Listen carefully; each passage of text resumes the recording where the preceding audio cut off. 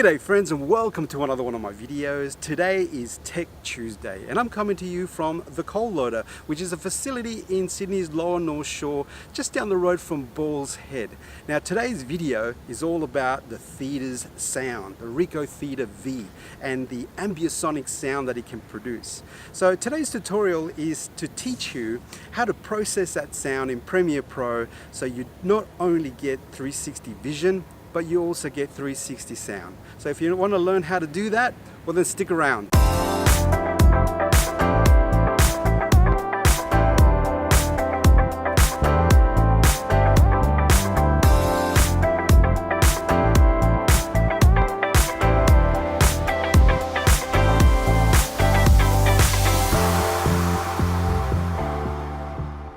And welcome back. Now today's setup is quite simple. I've got the Ricoh Theta V and the Ricoh TA1, which is its Ambisonic adapter, all set up on this little tripod. And we're going to capture some video as I walk around, and also I'll be talking and making some noises so we can get a good idea of how it's actually recording the sound. Then we're going to take that video back home and we're going to edit it in Premiere Pro, so then the output can reflect its ambisonic sound, so you can then post it on YouTube and you can get both visual and audio 360. This facility has a very interesting history. Its construction started in 1913, and even back in those days there was its opponents to what they were going to do to this headland. So conservation was even live in the early 20th century. Now in 1913, when this particular facility started its construction, Sydney decided that it needed a world-class facility to offload coal and process it, primarily for the shipping industry. The 19th century and the early 20th century was the advent of coal-powered ships. And then obviously that changed over time as shipping changed over to oil burning. So this facility became redundant. But now in this modern day, the facility has totally turned around. It has become a center for sustainability. It's teaching people how to better manage their waste and how to get the most out of anything that they use in their day-to-day living in their modern life. So there's a beautiful center here that teaches people and runs classes, but also has some beautiful art exhibits. So it's a very pretty place to come visit, and it has an awesome sunset here as well if you ever want to have a look around. Okay, so I'm back home and we want to start processing these files. So let me show you how this is going to unfold. So the first thing I've done is I've actually copied my files to my desktop, to a folder that I've called 360 Ambisonic.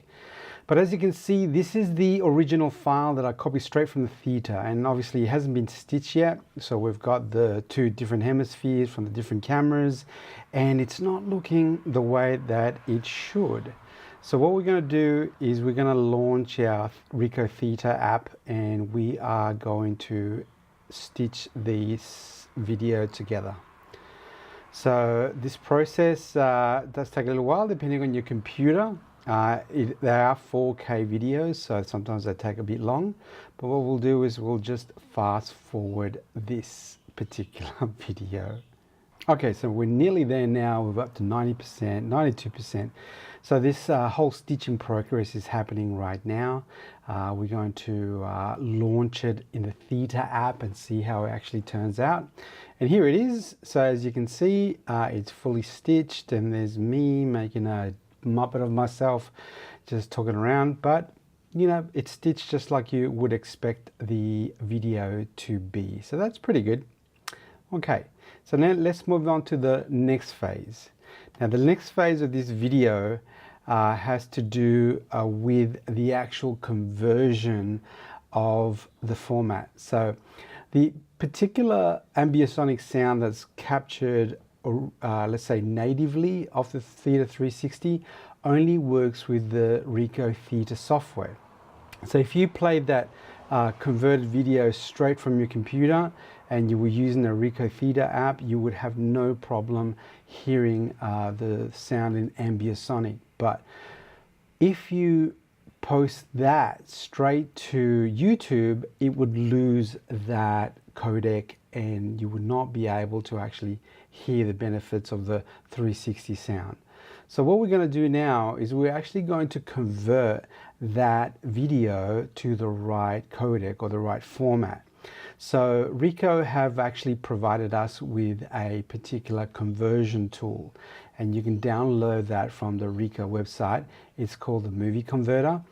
And what it does, it actually launches from there, but the way it works is that you have to drag and drop the file into this actual app. It doesn't work just by, with normal launching. So what we're going to do here is we're going to select the right folder where we want this file to go. So we're going to put it with the rest of the files and we're going to save it. So what happens is it converts it from an MP4 to an MOV, and that way Adobe Premiere can actually recognize the sound. Now, to you and me, from a video perspective, it looks no different, but it's just a sound codec, which is what's making the difference right now. Okay, now that we've got the files converted, what we're going to do is make sure that we've got Adobe Premiere set up correctly, so it will recognize the file format, and then it will not lose any of that, I guess, sound formatting that we're expecting in an Ambisonic style. So what we're going to do is we are going to create a brand new project. So I'll launch a new project and I'm going to give it a name. So I'm going to just call it 360 Ambisonic. That way, we're not going to get confused. Okay. All right, so I'm going to close this initial help screen. And the first thing we're going to do is we're going to change the settings to make sure that the file is recognized. Now, if you go to Preferences and then switch down to Timeline, you can now change the timeline setting in the multi-mono media to adaptive. Now, if you leave it unchanged, it will not work. It needs to be in adaptive. The other thing that we need to do is we need to create a sequence, and the sequence needs to be in the right format. So there is a VR template, and the video that's coming out of the Theta is monoscopic. So we want monoscopy ambisonic, and we actually want it to match the pixels. Thankfully, the pixels are here, 3840 by 1920, match the Ricoh Theta's video, so we really don't have to worry about it. So what I'm doing here is I'm putting 360 sound as a sequence name, and we've got a sequence ready to go to import our files. So what we're doing now is we are going to import that file that we converted into this particular project, and just remember to make sure you import the MOV file, not the MP4 file, MOV. So import, and now we have the file in our assets. So we are pretty close to getting ready to go. Okay, now that we've got the file imported, I'm going to drag and drop it onto the timeline. And one of the first things you're going to see is that it looks pretty normal. But if I extend the actual audio channel, you'll see that there's 4 tracks in there. And now this is where the particular sequence setting comes into play. So there is more data in there once you actually have this right sequence in place. So now if I press play, what it does, it actually plays the 4 tracks together, and to you and me, it just sounds like a normal video, but there is nothing special about it at this point in time. So what we're going to do now is we're actually going to see if there's actually anything we could do to monitor this particular video. So what we're going to do is we're going to add this particular tool, which is a toggle VR, and we're going to put it into our timeline. And once we've got it on there and we activate it, we'll be able to see what the VR positioning is like. So now we can play with the actual bars to shift the position of the camera, and that is actually what the camera is seeing when we actually publish that video in 360. Okay, now that we've loaded the file and we can actually see it in 360, or at least what in the 360 world it's going to look like on your screen, we want to make sure we actually set up the sound so you can test the sound and monitor it while you're in Premiere. So go to your audio settings, and this will bring up this panel. Now what we want to do is go to the left hand side and click on that button, and that'll change it to this view. Now on the top of this particular channel, what we're going to do is change it to Special and then Binauralizer Ambisonics. Now this will allow you to actually hear the sound as it is being played on the screen using that VR vision. And you can play around with it. You can actually move it and change it. It is quite freaky, but you have to use your headsets. If you're actually just listening to your computer screen, it's not going to sound right. So make sure you've got your headphones on when you're listening to this. So now you can see 360, or at least the positioning of it, and now you can actually hear in 360. Now when you finish editing, or at least you finish monitoring, make sure you turn that off and set it to none. Because if you don't do that, when you export it, you will not get the right format. So you have to make sure you turn it off before you export it, and don't forget that. So now I'm pretty happy with the sound formatting, and I'm pretty happy with the video formatting. What I want to do is I want to edit it, and the whole point of actually doing it in Premiere is for the editing features. Now once you converted the video originally with the Ricoh movie converter, you could have posted that straight to YouTube and you would have received the ambisonic sound if you played it back. But that was a very raw video.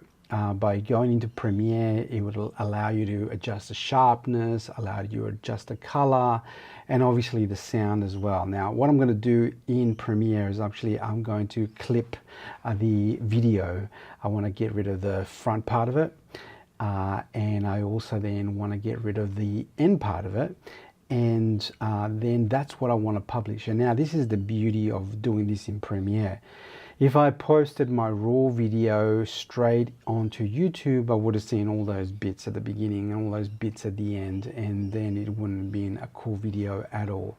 So I'm actually going through the motions now and clipping the video to make sure that it is finishing at the right place.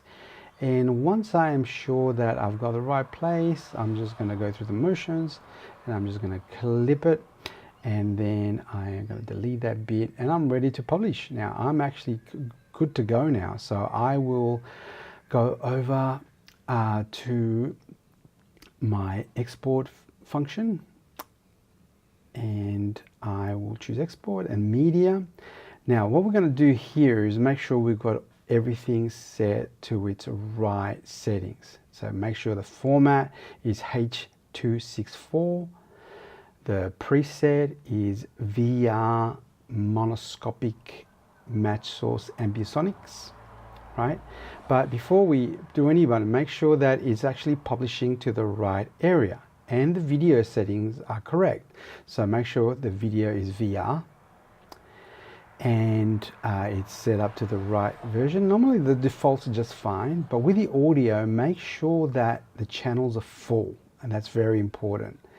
And then pop down to the ambisonics and make sure audio is ambisonic is ticked. And if that's ticked, we're good to go. So now we hit the export button and we send it to the right location. So we'll let that do its business, and then we'll come back to see the end results. Okay, so now that the format is complete, I am going to go to my folder and check out the progress. So I'm going to head over to my 360 Ambisonic folder, and there you go, there's my file there. As you can see, it looks no different to the previous files. So I'll open it up with my Ricoh Theta app. Now, I am going to give you a word of warning, or at least some advice anyway. So The Ricoh Theta app only recognizes the ambisonic sound in the original format. So when you copy it and convert it or stitch it together, the Ricoh Theta app will recognize that it is ambisonic without a problem. The minute you convert the file from MP4 to MOV, that formatting is lost. So if you play your file in the Ricoh Theta app, it will not sound ambisonic. Likewise, once you load the file into Premiere and you make your edits, and then you export it with the right settings, as we just explained, the Ricoh Theta app will no longer detect the ambisonic sound, so it's lost forever, but YouTube will detect it. So unfortunately, Ricoh, did not provide us with the ability to detect ambisonic sound in different file formats, only in its original. So do not get scared or worried if you cannot hear the ambisonic quality sound in the Theta app. Now, load it onto YouTube, and what you'll find is that the sound will work just like it's expected, as long as you follow those instructions. Now, this took me a while to figure out because I didn't realize the Theta app was counterintuitive. I imagined that the ambisonic sound was going to work everywhere, but it does not. And that threw me off for quite some time. But if you follow those steps and you load your video into YouTube, you will have ambisonic sound. And there you have it, friends. I hope you found the video useful. If you liked it, give me a like. If you have any questions about the process, write them down in the comment section below, and subscribe if you want to see videos like this in the future. Until the next time, ciao for now.